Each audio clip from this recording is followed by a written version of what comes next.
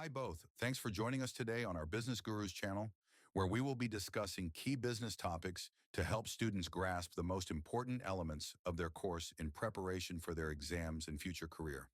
Let's get started. Okay, let's get into this. Welcome to the deep dive. Great to be here. We're looking at some source material today, specifically a slide you shared. It sort of lays out the fundamental role of a business. Yeah, it's purpose, really. Seems basic, right? The purpose of a business enterprise. But, really getting it is, it's important. It is. And what's neat about this slide is how simple it makes the main point sound. Which is, Basically, to produce goods and services that people actually want to buy. almost sounds too simple. Doesn't it? Yeah. But that's the bedrock. Everything else kind of builds on that. It really is. And the slide, it breaks this down further, doesn't it? It shows like three core ideas supporting that main goal. Exactly. It's not just what you make. It's also the how and the why, Yeah. especially, how it relates to the customer. Right. So achieving that big purpose, it means getting these three things right, these interconnected things. That's the idea, yeah. Yeah. The visuals in the slide kind of hint at each one. Okay, so the first one seems pretty direct. To produce goods and services. Yeah. Like the image on the slide, you mentioned maybe a car factory, that assembly line going. Yeah, the tangible bit, making something, Mm-hmm. a product or maybe delivering a service. It's about having the capability, the output. But just making stuff isn't enough, is it? Definitely not. That's the big question, isn't it? How do you know anyone wants what you're making? Which leads to point two. Right, the second idea. To meet customer needs. And the slide has that image, kind of like a satisfaction meter hitting the green zone. Yeah, something like that.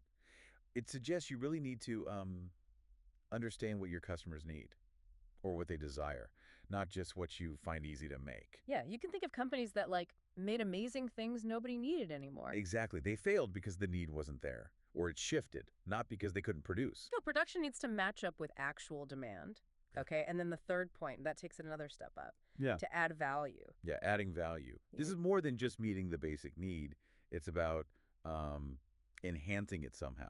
Like the backpack example you mentioned from the slide, the one charging a phone. Precisely.